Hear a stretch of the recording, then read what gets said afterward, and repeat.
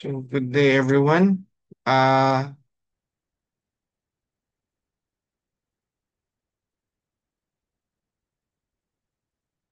so let's continue our discussion on now. Let's move on to the Rule 45. The mode of appeal under Rule 45 is available from the judgment, final order, or resolution of the first Court of Appeals.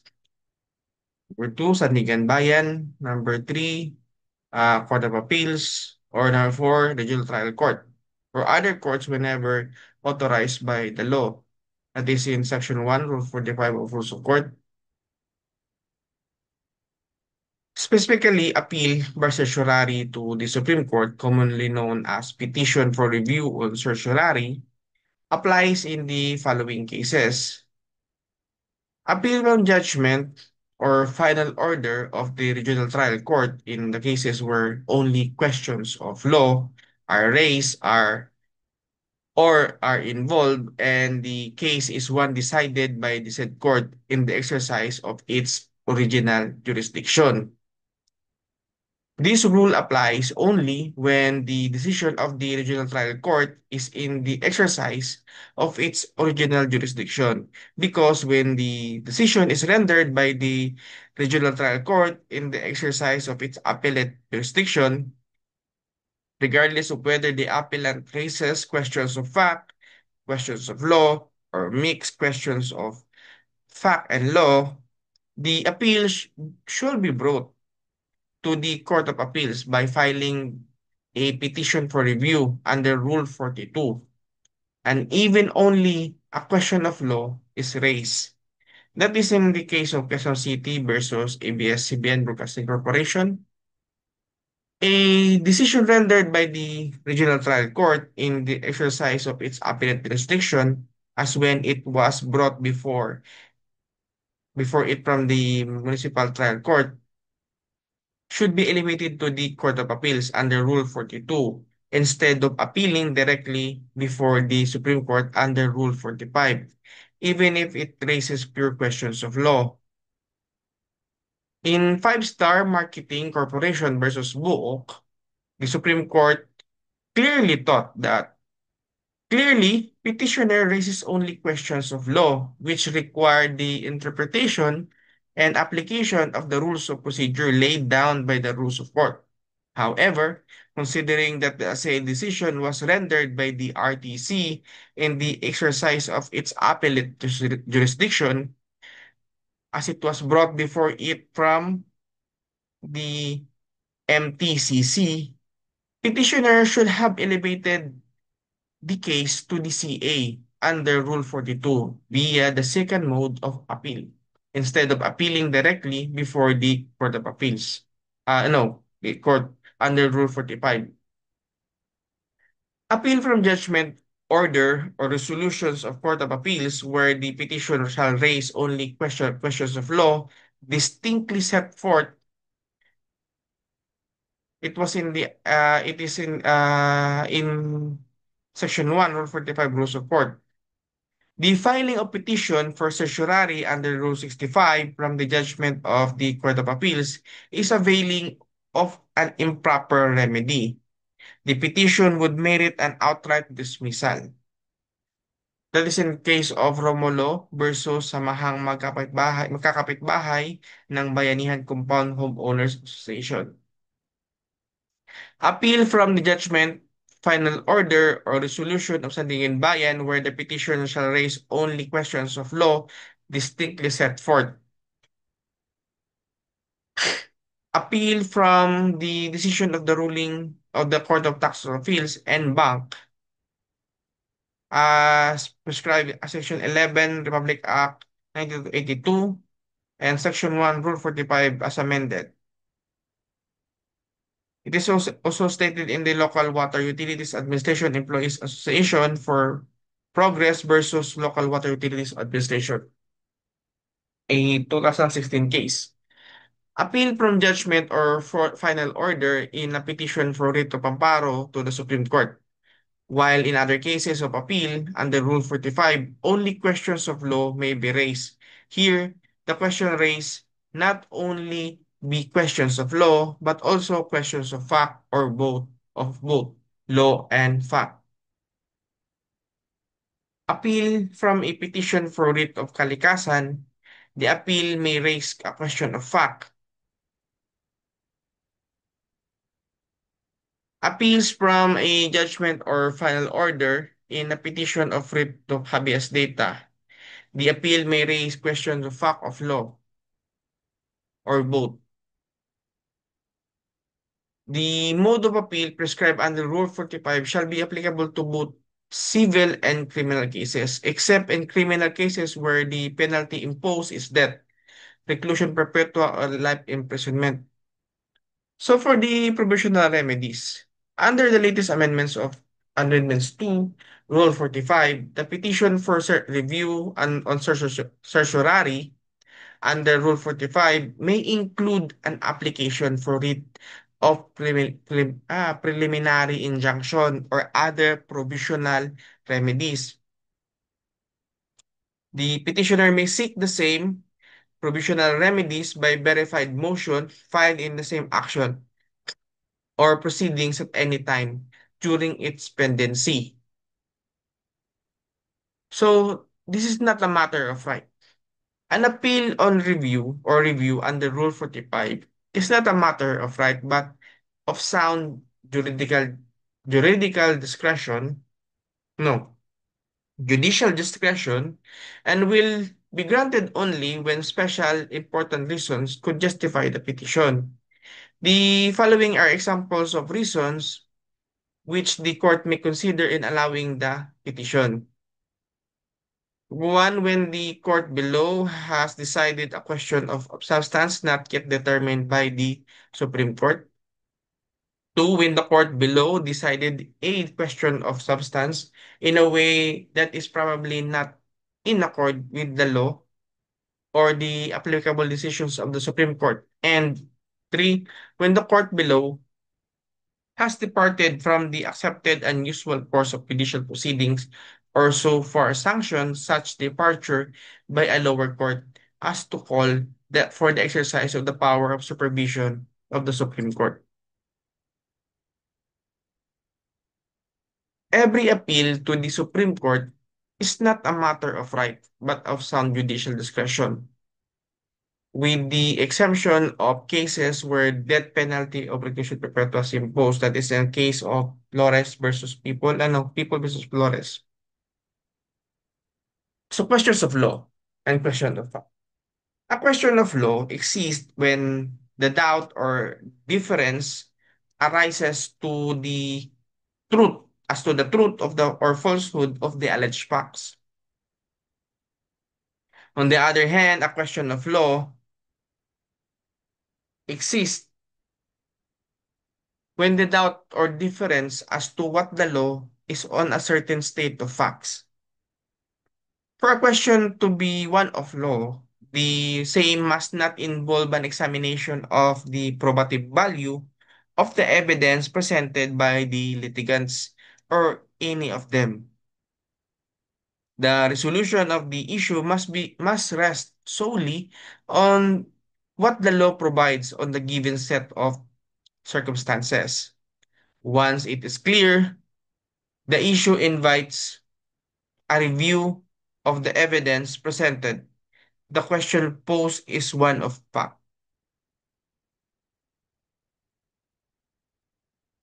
The test of whether a question of law, the question is one of law or of fact is whether the appellate court can determine the issue raised without reviewing or evaluating the evidence. If so, it is question of law. Otherwise, it is a question of fact. Once it is clear that the issue invites a review of the evidence presented, the question posed is one of fact. If the appellate court can determine the issue raised without reviewing or evaluating the evidence, it is a question of law.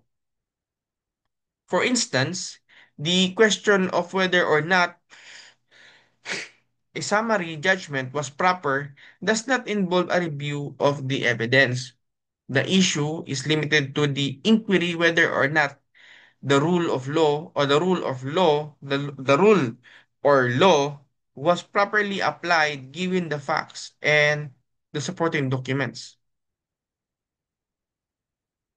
A question of law exists when the doubt or controversy concerns the correct application of law or jurisprudence to a certain set of facts, or when the issue does not call for an examination of the probative value of the evidence presented, the truth or falsehood of facts being admitted.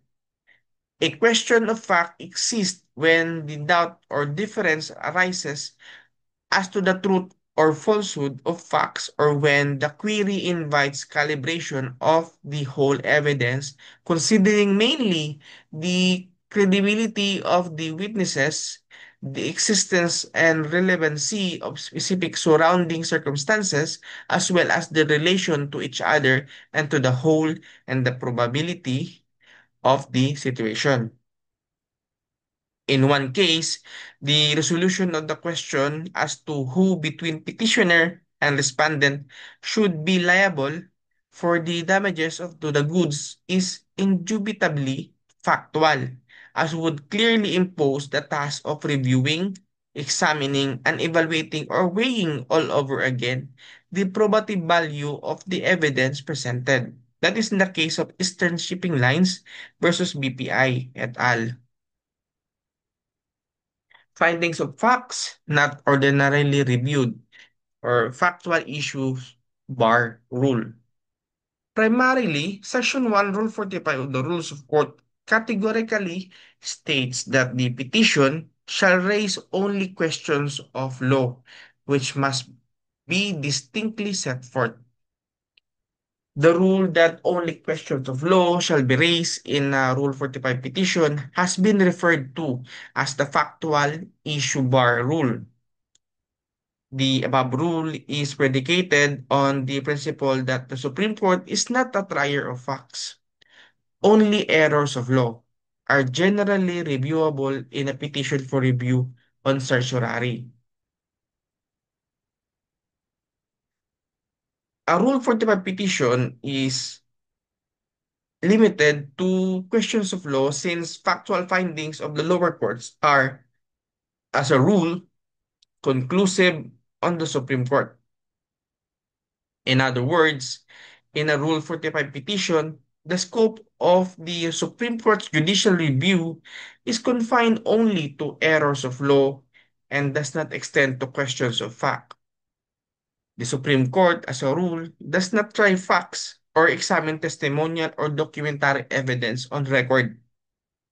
The rule further means that the factual findings of the lower courts will generally not be disturbed, since it is not the court's function to once again analyze and calibrate evidences that has already been considered in the lower courts.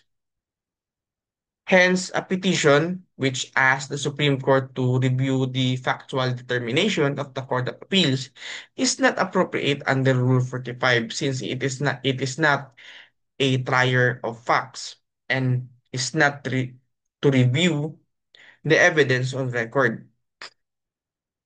Also, the question of whether there is a tenancy relationship between the parties is basically a question of fact which cannot be raised in Rule 45 petition. That is in the case of Macalanda Jr. versus Acosta, 2017 case. The above rule applies also in to criminal cases. The court has consistently held that it is guided by the long-standing principle that in the review of case, the factual findings of trial court, especially when affirmed by the CA, deserve great weight and respect. These factual findings should not be disturbed on appeal unless there are facts of weight and substance that were overlooked or misinterpreted and that would materially affect the disposition of the case. A corollary corollary rule is that the calibration of the testimonies of witnesses by the trial court, its assessment of the probative value, probative weight thereof, as well as its conclusion on the credibility of the witnesses on which said findings were anchored and are accorded with great respect. This great respect rests in the trial court's first-hand access to the evidence presented during the trial, and it is and in its direct observation of the witnesses and their demeanor while they testify on the occurrence and events attested to. Examples of issues of fact which cannot be raised under Rule 45. Number one, the issue whether or not cause exists in the issuance of warrant of arrest is a question of fact. That is in the Lima versus Guerrero 2017 case. Two, a petition seeking the review of the award of damages involving a question of fact and cannot, as a rule, be reviewed in a Rule 45 petition. That is in Yamaguchi versus Zuniga, 2018 case. A petition where the issue presented the court is the correctness of the lower court's appreciation of the evidence cannot be raised in a Rule 45 petition since the issue is one of fact. The same holds true in a petition which seeks a review of the truthfulness or falsity of the allegations of the parties. That is in the case of Neri versus Yu, 2018 case.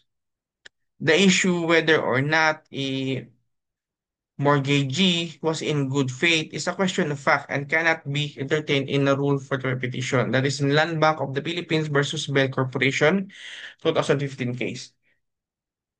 A request in a Rule for the petition for the court to re-examine the testimony of the witness in the transcript of stenographic notes concerning his alleged testimonial proof of damages cannot be accommodated, and the substantive issue of whether or not is entitled to moral and exemplary damages as well as attorney's fees is an factual issue which is beyond the province of the petition for review on certiorari. That is the case of the Formosa versus National Bank. It's an 11 case. The question of whether a person acted with good faith or bad faith in purchasing and registering real property is a question of fact. As in the case of heirs of Cabigas versus Limbaco. Whether the deed of sale entered into by the parties is a semi contract is a question of fact, not within the province of certiorari under Rule 45 of the Rules of Court. That is in the case of Clemente versus Court of Appeals, 2015 case. An assertion that no tenancy relationship existed between the parties is a question of fact beyond the province of the court. And a petition for review under Rule 45 of the Rules of Court, which is only questions of law, may be raised. That is in the case of Reyes versus Mauricio. The determination of whether or not there exists a perfected contract of a sale is essentially a question of fact. That is in the case of Hyatt Escalators Corporation versus Cathedral Heights Building Complex Association. Also, the issue of whether or not a contract is simulated involve questions of fact. Case of Tanchuling versus Cantela, 2015 case.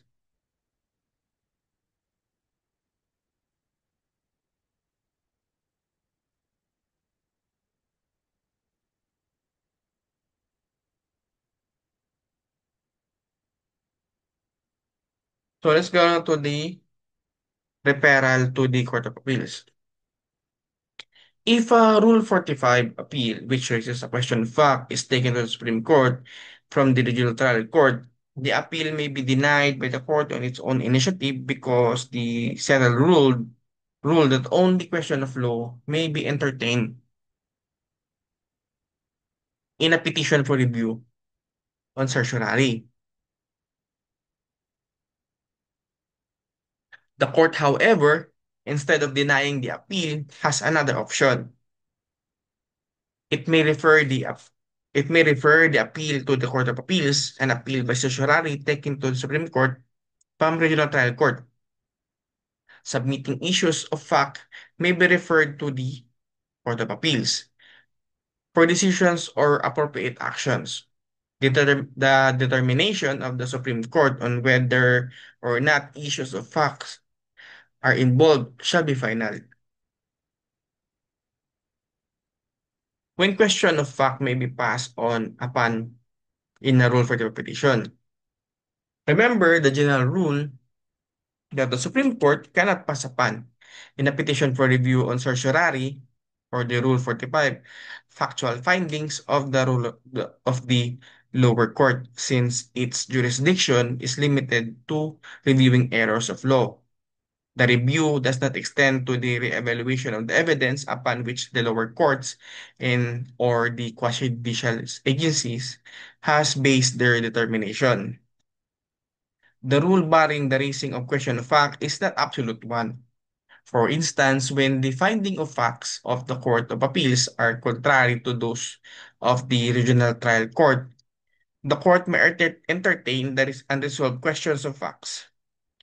The court in a Rule of 45 petition may be compelled to examine the evidence on record when, for instance, the findings of the labor arbiter are in conflict with those of the NLRC and the CA.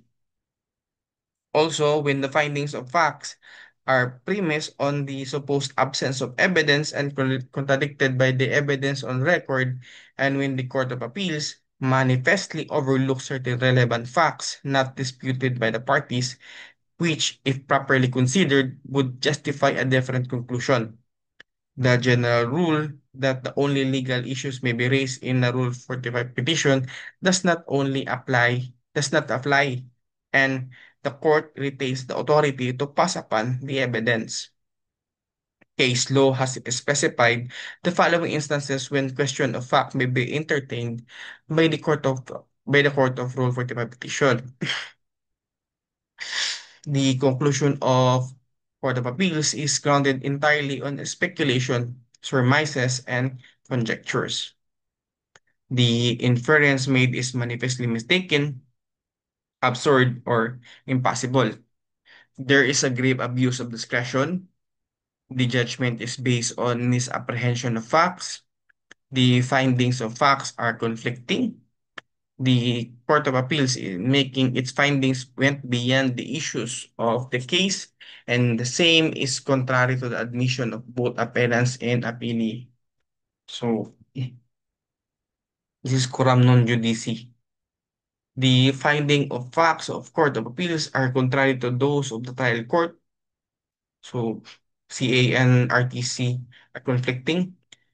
The findings of facts are conclusions without citation of specific evidence on which they are based, like what happened to case of Dilima. The facts set forth in the petition as well as in the petition main and reply briefs are not disputed by the respondent, or the findings of facts of the Court of Appeals are premised on the supposed absence of evidence and contradicted by the evidence on record. The above exceptions similarly apply in petitions for review filed before the Supreme Court involving civil, labor, tax, or criminal cases.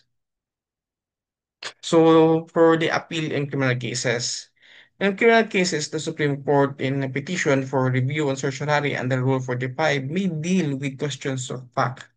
The rule that only question of law may be raised in a Rule 45 petition in appeal criminal conviction before the Supreme Court is not controlling. This is because the appeal opens the entire records of the criminal case for review. The implication is that the court is not limited to reviewing questions of law. It is review of the case. The court may even examine any error, even if not assigned by the accused. This error may include errors of fact. That is in the case of Casona versus People, 2017. Appeal from judgment na petition for a writ of amparo or writ of habeas data or writ of kalikasan. Any party in a petition for writ of amparo may appeal from the order or judgment of the court to the Supreme Court under Rule 45. Although Rule 45 mandates raising only questions of law, an appeal from judgment in a petition for writ of amparo by way of exception to the general rule under Rule 45 may raise not only questions of law but also questions of fact, or both questions of law and fact. Also, an appeal from a judgment in a petition for writ of habeas data may be appealed to the Supreme Court under Rule 45. Said appeal may likewise raise questions of law or fact or both.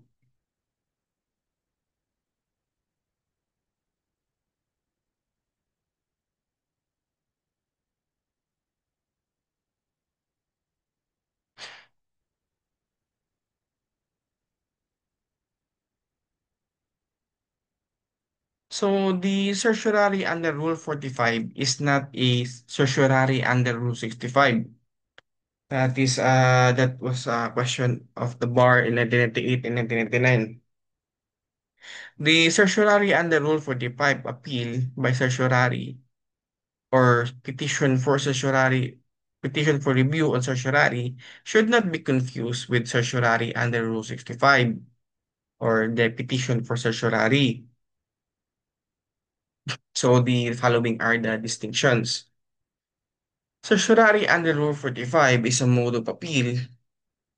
It is a continuation of the case subject of the appeal. A petition for certiorari under Rule 55 is a special civil action that is an original action, not a mode of appeal. It is independent of the case that gave rise to the assailed ruling. Certiorari under Rule 45 seeks to review final judgment or final orders since it is a mode of appeal. Certiorari under Rule 65 may be directed against an interlocutory order or matters where no appeal may be taken from. Certiorari under Rule 45 raises only questions of law. Certiorari under Rule 65 raises questions of jurisdiction, specifically because a tribunal, board, or officer exercising judicial or quasi-judicial functions has acted without jurisdiction, in excess of jurisdiction, or with grave abuse of discretion amounting to lack of jurisdiction. An appeal by certiorari under Rule 45 shall be filed within 15 days from notice of judgment, final order, or resolution appealed from. A petition for certiorari under Rule 65 shall be filed not later than 60 days from the notice of judgment, order, or resolution sought to be assailed. In case of motion for reconsideration or new trial is timely filed, whether such motion is required or not, the 60-day period shall be counted from the notice of denial of said motion. Certiorari under Rule 45 does not require a prior motion for reconsideration. Certiorari under Rule 65 requires, as a general rule, a prior motion for reconsideration. Certiorari under Rule 45 stays the judgment appealed from. Certiorari under Rule 65 does not stay the judgment or order subject of the petition unless enjoined or restrained. In certiorari under Rule 45, the parties are the original parties within the appealing party as the petitioner and the adverse party as respondent without impeding the lower court or its judge. In certiorari under Rule 65, the tribunal, board, officer exercising judicial or quasi-judicial function is impleaded as respondent. Under Rule 45, the petitioner and respondent are also the original parties to the action in the lower court. Under Rule 55, the parties are aggrieved party against the lower court or quasi-judicial agency and the prevailing parties who thereby respectively become the petitioner and respondents. Certiorari under Rule 55 is filed only with the Supreme Court. Certiorari under Rule 55 may be filed with other courts like the Regional Trial Court and the Court of Appeals, aside from the Supreme Court. As a rule, a party cannot simultaneously file a petition both under Rule 45 and Rule 65 of the Rules of Court because said procedural rules pertains to different remedies and have distinct application. The remedy of appeal under Rule 45 and the original action for certiorari under Rule 65 are mutually exclusive and not alternative or cumulative. Thus, a party should not join both petitions in one pleading. When a party adopts an improper remedy, his petition may be dismissed outright. However, the court may set aside technicality for justifiable reasons as when the petition before the court is clearly meritorious and filed on time both under Rule 45 and 65. In accordance with the liberal spirit which pervades the rules of court and in the interest of justice. The court may treat the petition as having been filed under Rule 45. When a Rule 65 petition is treated as a rule for the petition, the rule is that filing a special civil action for certiorari under Rule 65, when the proper remedy should have been to file a petition for review on certiorari under Rule 45, merits the outright dismissal of the petition. On several occasions, however, the court has treated a petition for certiorari, the Rule 65, as a petition for review on certiorari under Rule 45 when the petition has been filed within the 15-day period, reglementary period, public welfare and the advancement of public policy dictates such treatment. The broader interest of justice requires such treatment. The writs issued were null and void. Lastly, the question, decision, or order amounts to an oppressive, excessive, or judicial authority. When to appeal? The appeal, which shall be in the form of a verified petition, shall be filed within 15 days from the notice of the judgment.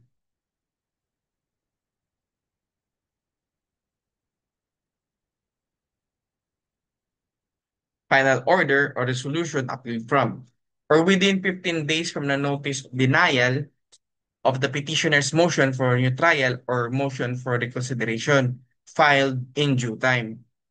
When extension of period to file is allowed, the Supreme Court may, for justifiable reasons, grant an extension of 30 days only within which to file the petition provided.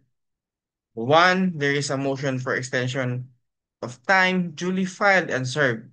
Two, there's a full payment of the docket and other lawful fees and the deposit for cost. And third, the motion is filed and served and the payment is made before the expiration of the reglementary period. So how to appeal? The petitioner shall file a verified petition within the Supreme Court within the reglementary period, raising therein only questions of law.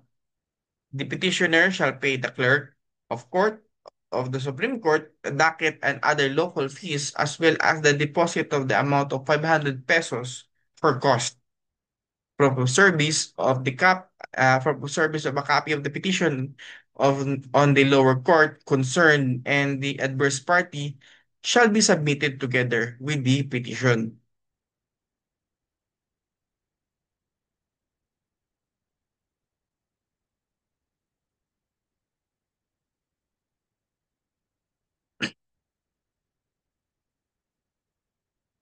The petition shall contain all the matters mentioned in Section 4, Rule 45, including the compliance with the material data rule, which requires the petitioner to indicate the material dates showing when the notice of judgment, final order, or resolution subject to the petition was received, and when a motion for new trial or motion for reconsideration, if any, was filed, and when notice of denial thereof was received. Among others, the petition must also be accompanied by a certification against forum shopping, as provided in Section 2, Rule 42. The petition does not require the attachment of all pleadings filed before the lower courts. Only the judgment or final order must be attached. The lower courts or judges are not to be pleaded either as petitioners or respondent. The failure of the petitioner to comply with any of the foregoing requirements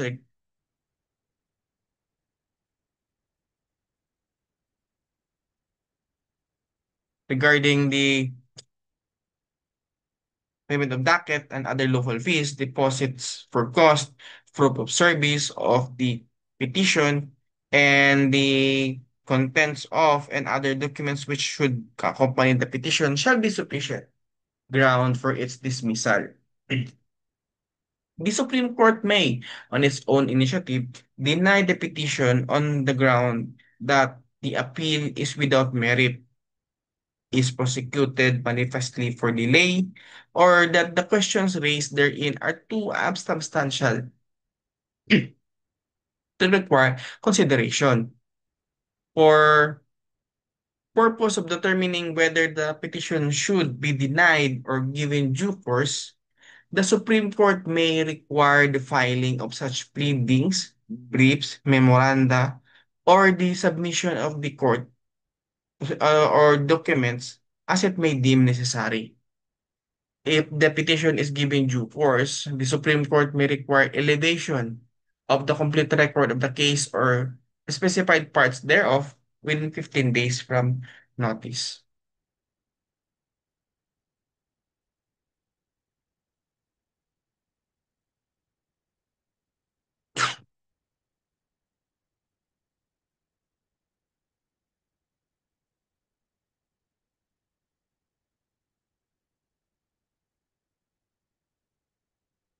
So that ends my Rule 45 uh, lecture. Thank you for listening.